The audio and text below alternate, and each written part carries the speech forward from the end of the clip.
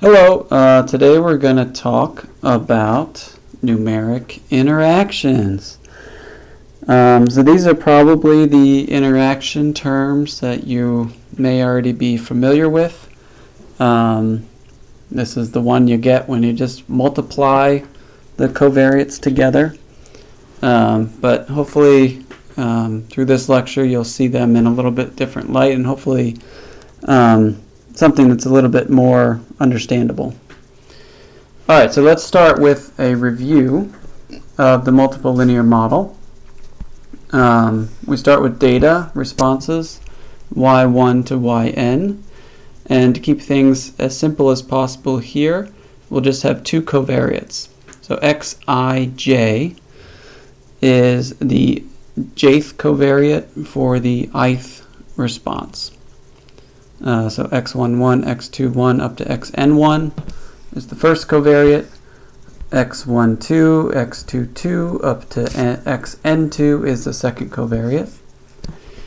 And the multiple linear model for little yi in terms of these two covariates is yi equals b0 plus b1 xi1 plus b2 xi2 plus epsilon I.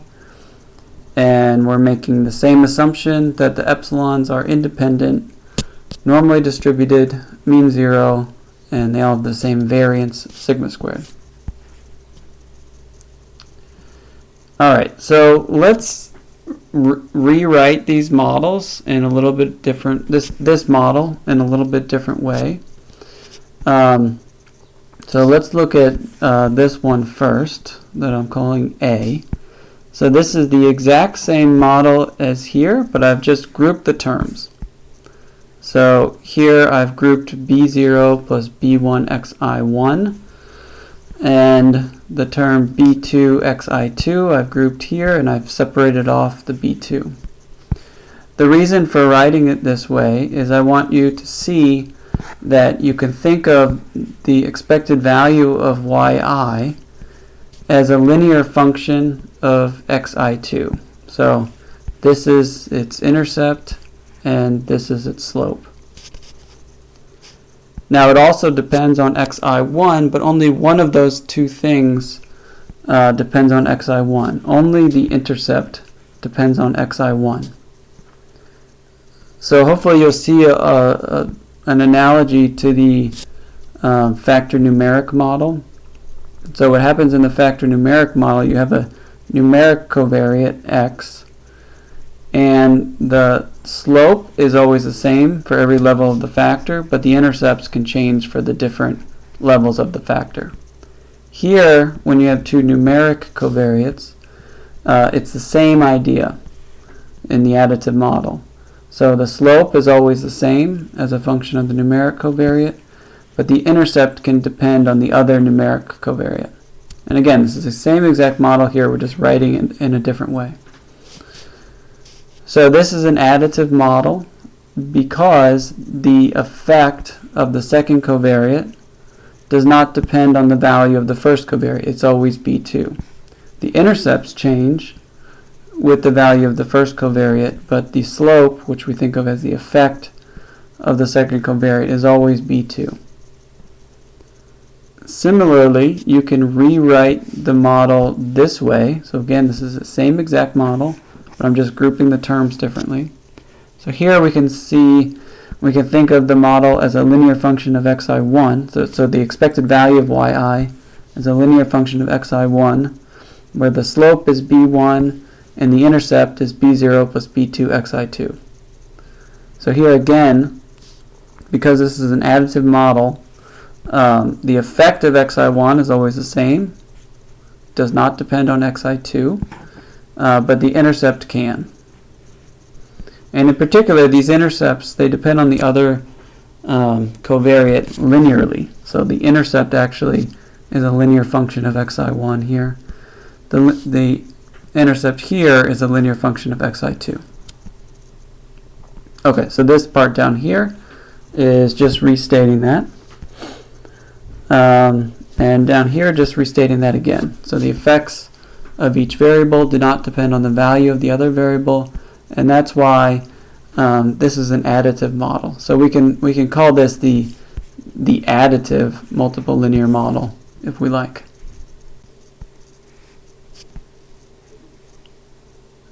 Alright, so here's the interaction model. This is probably something you've seen before. So this part of the model is the same as in the additive model. But we add this additional term, which is another coefficient, I'm calling b12, multiplied by the product of xi1 and xi2. And the assumption about the error is the same. Alright, so first question I have here, is this a multiple linear model? The answer to that is going to be yes. And here's the reason. So we can write a model as a model is a multiple linear model if it can be written in this form. So this is our general form for the multiple linear model. It's not immediately obvious that this interaction model fits into this framework. But it turns out it does. If we just define xi3, so there's no xi3 in this model, but if we just define this to be the product of xi1 and xi2, then what this equation becomes is b0 plus b1 xi1 plus b2 xi2 plus b3, if we define b3 equals b12, times x3 plus epsilon I. And then it's the exact same form as here, where p equals 3. Alright, so let's go through this same exact exercise where we take this model and group the terms, where the first one we write it as a linear function of xi2, and in b here we write it as a linear function of xi1. So let's start with a. If we take, so these are the parts that depend on xi2. These are the parts that do not. So these are going to form the intercepts. This is going to form the slope. So b0 plus b1 xi1 is the intercept with respect to xi2. The slope, if you factor out the xi2, ends up being b2 plus b12 xi1, all multiplied by xi2. So again, we can write this equation by grouping terms, again it's the same exact equation, as a linear function of xi2, where the intercept is b0 plus b1 xi1, and the slope is b2 plus b12 xi1. Now we could do the same exact thing to view this equation as a linear function of xi1.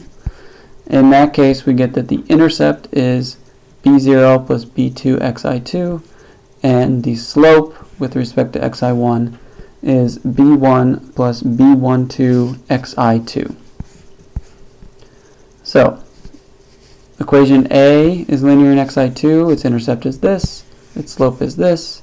Equation B is linear in xi1, its intercept is this, and its slope is this. So this situation is different than the additive model because the slopes now depend on the other variable. So here the slope with respect to xi2 depends on xi1, and the slope with respect to xi1 depends on xi2. If we think of the slopes as the effect of changing the numeric covariate, now we're in a situation where the effect of xi2 depends on xi1, and the effect of xi1 depends on xi2. So this is not an additive model, and something that's not an additive model is an interaction model.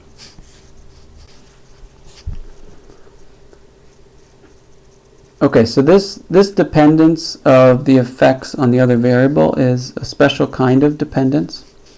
What I have written here is both the intercept and the slope are linear functions of the other covariate. So what I mean by that is if you look at this intercept here with respect to xi2, it's a linear function of xi1, and the slope also, the slope with respect to xi2 is a linear function of xi1. Same thing happens here. The intercept with respect to xi1 is a linear function of xi2, and the slope with respect to xi1 is also a linear function of xi2. So you can think of, for example here, you could think of b2 as the intercept of the slope. What I mean by that is that the slope with respect to xi2 is b2 when xi1 is 0. You can think of b12 as the slope of the slope. What I mean by that is the slope with respect to xi2 increases by b12 for every unit increase in xi1. Just to reiterate that point, let's look at the other one. So the slope with respect to xi1 is b1 when xi2 is 0. So we can think of b1 as the intercept of the slope. And the slope with respect to xi1 increases by b12 for every unit increase in xi2. So in particular, the slope of the slopes is the same. So b12 is a parameter that tells us how quickly the slopes with respect to one covariate change with the other covariate. So this is a special kind of dependence. Okay. Last thing about the model specification is that the model degrees of freedom here is 4. We'll go into that a little bit later for why it's 4.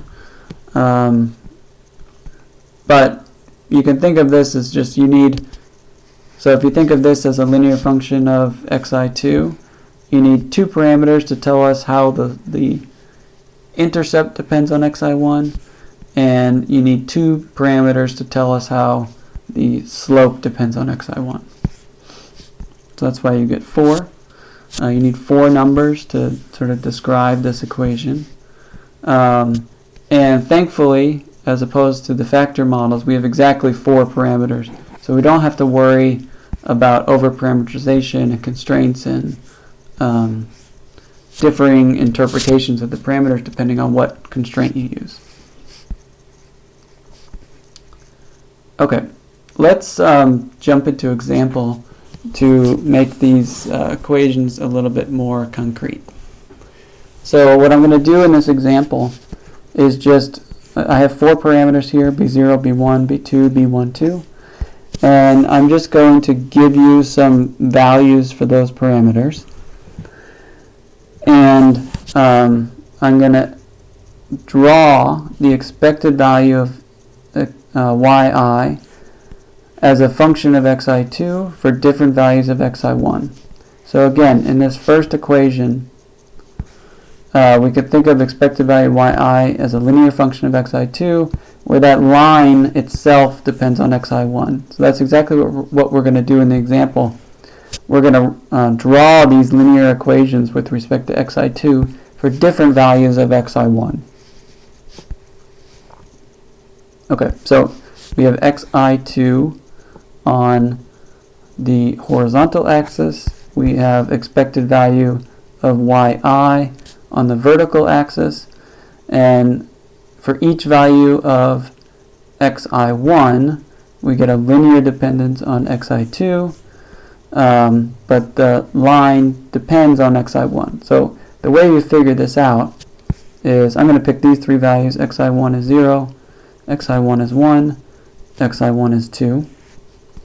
And for each of these 3 values, I'm just going to figure out what the intercept has to be and what the slope has to be. Okay, so let's see how this works.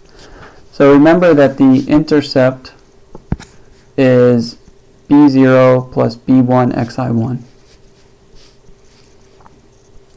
So the intercept is b0 plus b1 xi1. So that would be, for x equals 0, 1 plus 0 times b1.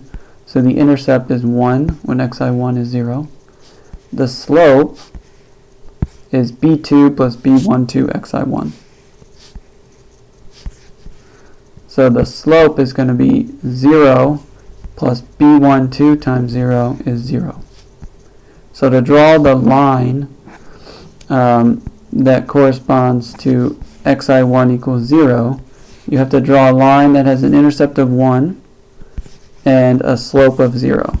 So this is the line for expected value of yi as a function of xi2 when xi1 equals 0. Okay, let's do the next one. When xi1 is 1, the intercept is b0 plus b1 times 1, which is 2. The slope is 0 plus b12 times 1, which is 1. So for xi1, you're going to get a different line. Its intercept is 2, and its slope is 1. So this line, for every increase in xi2, expected value xi1 should go up by 1. Well, that's kind of close. Not the best line. But point is, the slope is higher. The intercept's higher by 1. The slope's higher by 1. Let's do the same thing for xi1 is 2. So the intercept is going to be 1 plus 2 times 1 is 3. The slope is going to be 0 plus 2 times 1 is 2. So this is the line for expected value yi with respect to xi2 when xi1 is 2. Now again, I didn't draw these perfectly, but the point is that for this one, the slope is steeper. The intercept is highest, it's 3, and the slope is steepest. For this one, the intercept is in the middle. This is for xi1 equals 1. The slope is moderate. For this one, the intercept is 1, and the slope is 0. So as you increase xi1 from here to here to here, the intercepts increase. That's because this coefficient is positive, and the slopes increase, and that's because this coefficient is positive. Alright, next I want to talk about quadratic models. The reason for this is, in reality, not everything is linear. The world is more complicated than that. And the simplest nonlinear model we could talk about is a quadratic model. All that means is you add an x squared term. So here we're just going to work with one numeric covariate. So the linear model would just have b0 plus b1 xi1, but we're adding an additional term b2 times xi1 squared. So it's not immediately obvious that this falls into the multiple linear model framework, but it does. If we just define xi2 to be xi1 squared, then the equation becomes b0 plus b1 xi1 plus b2 xi2 plus epsilon I. So you can use all the techniques you've learned from multiple linear models, including least squares, t-test, f-test, so on and so forth, for this model as well. Okay, so let's do the same exercise where we rewrite the model to make it look like a linear function of xi1. So this part doesn't depend on xi1, so that forms the intercept. This is the expected value of yi when xi1 is 0. And then you have these two terms which do depend on xi1. So this is think of this as the linear part. So the point of this is to show you that we can kind of think of this as a linear model of xi1 where the slope of the line changes with xi1. So that's exactly what you see in the picture here. So if you can, for any nonlinear function, at any particular value of xi1, you can draw tangent lines. So you can think of this as a model where the effect of xi1 depends on xi1. So you can think of this as a model where xi1 interacts with itself. So what do I mean by that? So if xi1 is here, the effect of increasing xi1 is to increase expected value by a little bit. If xi1 is here, the effect of increasing xi1 has very little effect on the expected value of yi. But if you're over here, the effect of increasing xi1 actually decreases the expected value of yi. So again, you can think of this as a model where xi1 interacts with itself. One point I want to make is that this is not exactly the slope. You have to be a little bit more careful when you calculate the slope of this curve with respect to xi1 at any particular value. The answer is actually b1 plus 2 times b2 xi1. So it does depend on xi1, but this isn't the actual slope. This is just a convenient way to write it. Okay, so this kind of model is useful when you want to search for an optimal value of xi1. So in many applications, you might be trying to, xi1 is a variable that you have control of, for example, in an experimental process or a manufacturing process, and you want to minimize or maximize the outcome with respect to that variable. So in this case, if you were trying to minimize expected value of yi, you would be sort of doing an experiment to figure out what this line is and what the optimum value of xi1 is, which would be about right here. You can also have quadratic models in two covariates. So the way that works is you have covariates xi1, xi2. You have the linear part is b0 plus b1 xi1 plus b2 xi2. You add the quadratic parts, and so that's I'm calling that b11 xi1 squared and b22 xi2 squared. And what we call the full quadratic model, you also include this product term, b12 xi1 xi2. So you can rewrite this as a function of xi1 or xi2. So if you do here, rewrite it as a function of xi2, you get this plus this times xi2 plus b22 times xi2 squared. So you can think of this as a quadratic function of xi2 where the intercept part depends on xi1.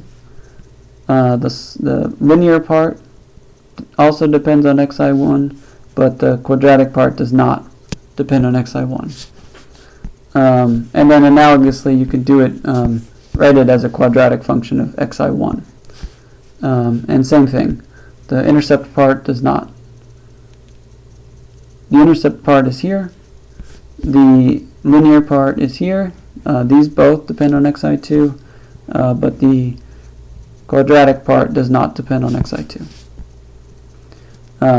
This is technically an interaction model, because if we think of this part and this part as the effects for xi2, this is how the response changes when you change xi2. This part does depend on xi1. So technically, in terms of our definition of what an interaction model is, this full quadratic model is an interaction model. If you wanted to remove the interactions, you'd have to remove this term, because this is the part where the dependence on xi2 depends on xi1. So if you took out that term, you would get this equation. And so now we have a bunch of models at our disposal.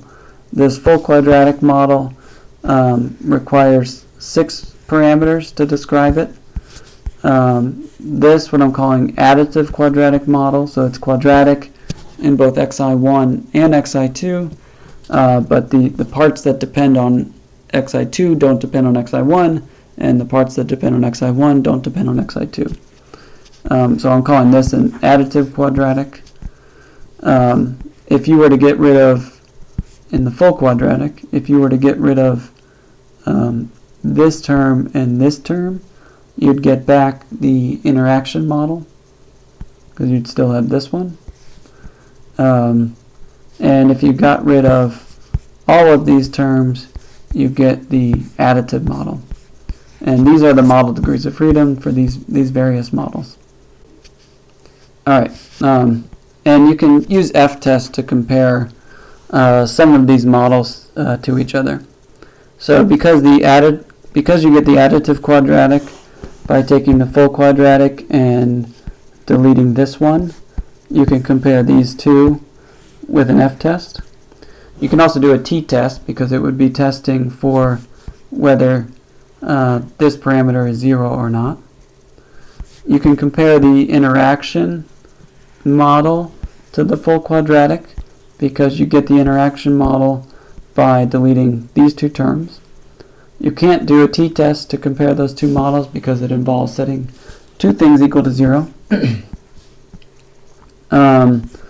You can't compare the interaction model to the additive quadratic, because interaction is not a special case.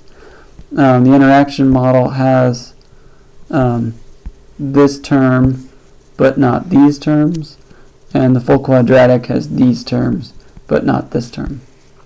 But you can compare the interaction to the full quadratic, and you can compare the additive to any of these models with an f-test. Alright, so sometimes quadratic is not flexible enough. You have to go to different types of linear models or polynomial models. So we'll talk briefly about this. So you can add additional terms. You can add cubic term, quartic term, whatever you like. This model, if you think about it, this will have, so if d is the highest polynomial you're using, you'll have d plus 1 model degrees of freedom. So the linear model has d equals 1. You go up to exponent 1. That has 2 model degrees of freedom. The quadratic model has d equals 2, and you get 3 model degrees of freedom, and so forth. These sorts of models are kind of useful when you have an ordered factor covariate. So in some situations you'll have a numeric response, but there'll be a factor covariate, which is, for example, maybe a survey response, where the response, so I'm calling this survey response, but we're going to view this as a covariate, are something like never, rarely, sometimes, often, always. So this is a factor. There's no numeric variable associated with these, but it's an ordered factor, where rarely means more than never, sometimes means more than rarely, and so on and so forth. If we wanted to analyze the numeric response as a function of the survey response, you could fit the factor model with 5 levels. Or you could assign a numeric value to each of these 5 levels and use a polynomial model to get a flexible model for the response in terms of these numerically assigned responses here.